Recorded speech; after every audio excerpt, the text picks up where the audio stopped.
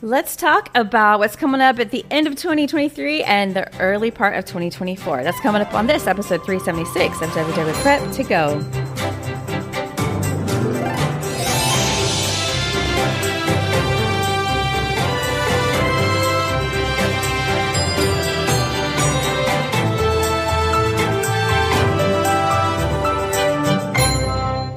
Hello and welcome to WW Prep to Go, where we talk strategy and ideas for people planning their Disney World trips. I'm your host, Shannon Albert from WDWPrepSchool.com. Thank you for being here for episode 376.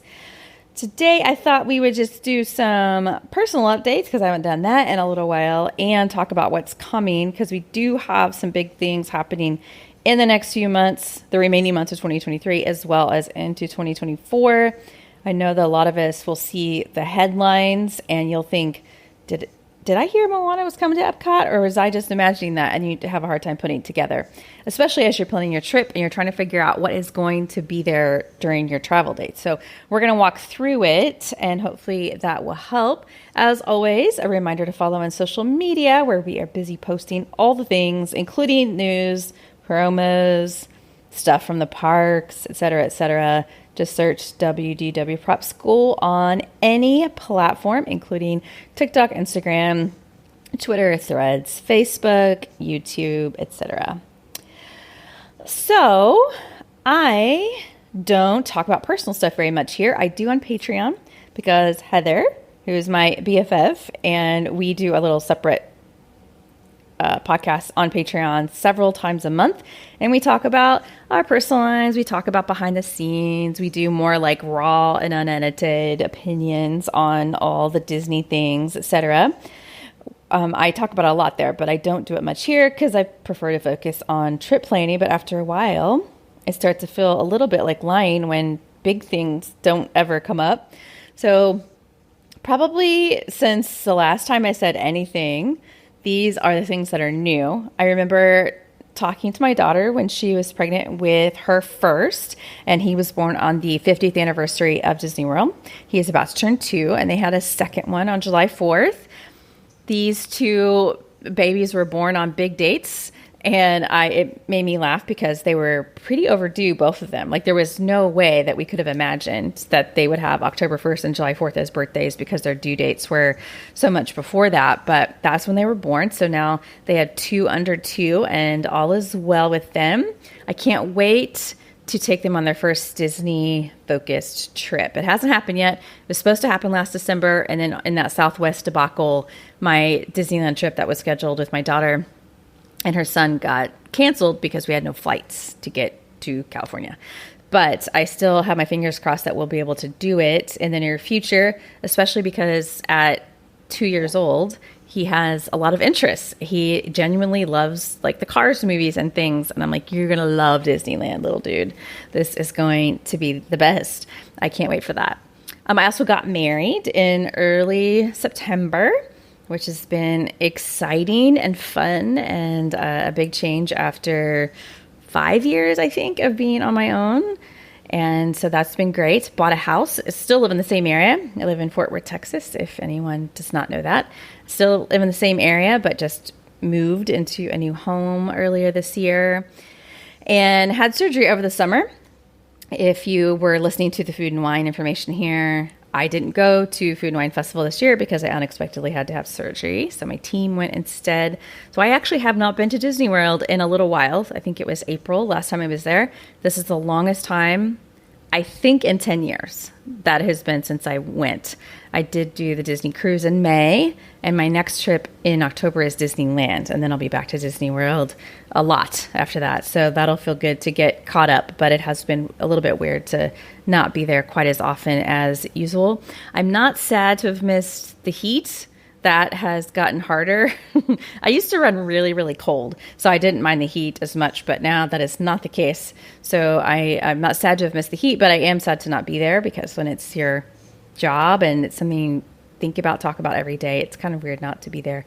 But thankfully I have people that are there who can keep me updated and offer, you know, the information that we need to create podcasts, social media posts, articles, etc. So I think that's it on the personal side. Again, we talk about it a lot more on Patreon. If you have thought about joining, feel free to do that now, and we'd love to have you. I wanted to talk about the things that are coming up because there have been a lot of announcements and a lot of things that have just recently opened, a lot of things planned, etc. And it can get kind of confusing. Even for me, I have to really go through and look at the list to make sure that I'm clear on what's happening. Disney makes announcements all the time, but they have these yearly D23 events where they make a lot all at once. So a lot of the things came out then, a lot of the things came out before then, but I wanted to just kind of combine them so you'll know what is happening this year or the rest of this year. In September, we had the Figment meet and greet start at Epcot, and that was very exciting, especially for theme park fans who love Figment. The same ones who lined up for hours to buy the Figment popcorn bucket are likely in line to meet him. And that started at Epcot September 10th.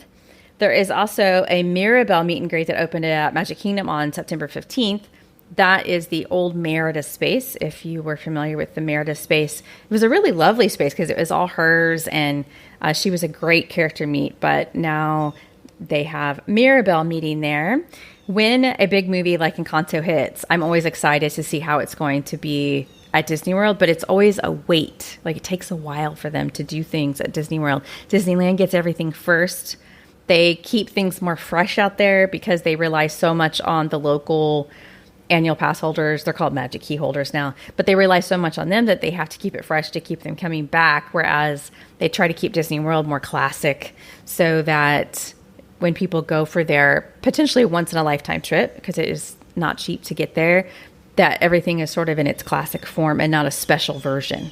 So people will miss out. A good example of this is last year, Cosmic Rewind had the holiday track, and a lot of people that went during the time that Cosmic Rewind had the holiday track felt cheated because they didn't get the classic music that is a normal part of the ride. And that's exactly why Disney World doesn't do a lot of things very quickly, or they don't change out any of the attractions and things very often because they want to keep it classic. Another thing that, and in addition to the Mirabelle meet and greet at Magic Kingdom is now Bruno. You can see him in the cavalcade there. The cavalcade that he's in, the adventure, what's it called? The Adventures Cavalcade, something like that. It has a lot of characters in it, and he's one of them. So if you're a character person, it's definitely worth catching. But now it includes him, which a lot of people will be excited about. Another thing that is back is the parking lot trams. They are back to all the parks now. It was a long time, years literally, without having the trams at all the parks. And it is so silly that we are so excited about it, but also it's silly that they weren't brought back. It feels a little bit like, I've often said that doing things with Disney feels like an abusive relationship. And in this case, it feels like they just gave us a crumb. And we're just like, yes, thank you for the crumb. But it is really hard. If any of you are, you drive your own cars, to park that far away at the end of a long day. Maybe you have little ones. Maybe you're just tired. What if it's raining? To have to walk all that way back to your car. I cannot believe that it took them this long to bring them back. But at least now they're back. And just as a reminder, as an Enneagram 3, I feel responsible to say that preferred parking is an option. And it will put you up close so you don't have to worry about the long, trek back and forth to your car. But and if you do get preferred parking, you can use it at multiple parks because it's good for the whole day. But at least if you don't want to do that, you at least can take a tram to wherever you happen to be. Another thing that you have likely been hearing a lot about is Journey of Water, inspired by Moana, which is coming to Epcot. It's been in previews for a while, so lots of people have been able to see it, but it is officially opened October 16th to the public. To go with that is the Moana meet and greet, which makes total sense that she would be there now that she has her own space. If any of you have been around for a while, you may remember that Moana first appeared at Hollywood Studios, I believe it was, and anyone could meet there. Anybody who was in Hollywood Studios could meet there, and then they took her away, and they said you can only meet her during like Halloween and Christmas parties. So she was obviously very popular there, along with Jack and Sally and the normal popular characters. She was on the list, and that was very frustrating because why you took her away and you made her exclusive to just the parties. And then most recently, She's been over at Animal Kingdom, but now she'll have her own home at Epcot starting October 16th. So that is very exciting. Also at Epcot is just that World Celebration area, which is like the middle of the section that used to be called Future World, is going to be opening, which is exciting for a lot of reasons, but one of them is just that the walls will be coming down. It's been such an eyesore and hard to navigate for so long, and it's going to be fantastic to have this section open and updated and new and fresh, and we can more easily get to the World Showcase or across the section. Going from Test Track to Soarin' didn't used to be so hard, but for a little while it has been. So I'm happy to have that sort of central section open. Over at Haunted Mansion, at Magic Kingdom, obviously, is the Hatbox Ghost. Hatbox Ghost has been at Disneyland's version of the Haunted Mansion for a long time, and now it will be a great addition to the one in Magic Kingdom starting in November. And then we have the Luminous, the Symphony of Us, coming to Epcot at the end of the year, specifically December 5th. And that's going to be really exciting because the shows keep changing at Epcot, and this is a new one. It is got to be better than Epcot Forever. I'm really not a fan of that show. If you've been listening for a while, you will likely know that. I can't believe Disney is putting that as an interim. Harmonious was better. They could have just left that up until they were ready with this new one, but I know they wanted to move the barges out and all that kind of stuff. So we've got that. That's kind of the rest of this year. Obviously, we have some holiday things coming up with Jollywood Nights being the first year, and we will talk a lot about that in November as we attend the very first Jollywood Nights, but that should be most of the announcements. 2024 is going to have its own list of things. I want to start first with talking about how 2024 prices are so expensive. The prices were released in late May, and for those of us that want to travel in 2024, it was a chance to book it, but the sticker shock is real because it is hard to afford. You might have the same trip from 5 years ago that cost $3,000 and now it's up to $5,000 or something like that. It's really, really hard to justify. And as many of you will know, but if you don't, I want to make sure you do, that when the prices are released, Disney doesn't change the full price or the rack rates like most hotels do. So they won't look at their, inventory or bookings and say, let's just drop the rack rates down. Once they release them, they release them. But they do offer promotions to discount those rack rates if they need to, and they have been for early 2024. So to me, that is the good news. If the sticker shock was a lot, that they first released early 2024 discounts for like Florida residents and annual pass holders, but now they have the public ones that are out for 2024. We have a really great rate at Grand Destino Tower at Coronado Springs in January. It's the lowest that I've paid in several years. Nobody understands the increase in the travel expenses more than me because we go so much. So on my revenues and expenses spreadsheet that I use to track everything, that travel expense line has gone up exponentially. So much so that as we were meeting over the last few days to plan 2024, we talked about travel for next year. And I said, we have to be really smart about what we pick because I don't want the expenses to grow that rapidly as they have been recently, but we really have to get a handle on it. So probably won't be staying deluxe unless there's a good promotion. We might be staying offsite. We're going to have to really focus on that because it is just like your personal budgets get affected. Our business budgets get hit really, really hard. This is where the locals in Orlando have a huge advantage that they don't have to do this, but there's also a part of the planning process that they don't have to do. So pros and cons to living local versus outside of Orlando. So that was the first thing. I just want to acknowledge, I know it's expensive, but also bookings are soft. So look for promotions. It can be hard to book before promotions come out because you don't know for sure that it's going to be available. But I would think that the chances are pretty high. Another thing that we know is happening in 2024 is the Disney dining plan. We haven't had that in years.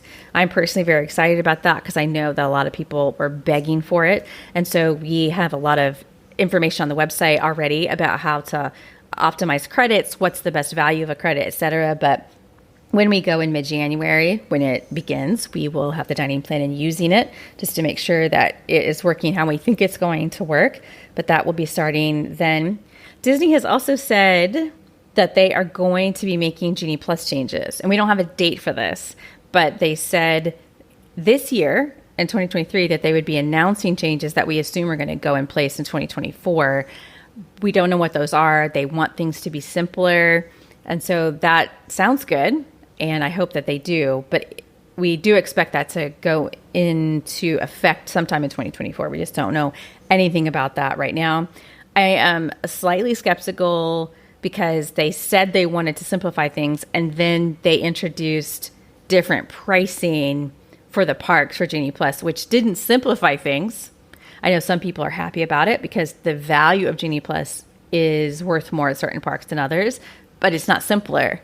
It would be easier to understand if you didn't have to also understand the multi-park Genie Plus versus individual park, and then that each park had its own price, and then it varies by day. Like, that's just a lot to explain.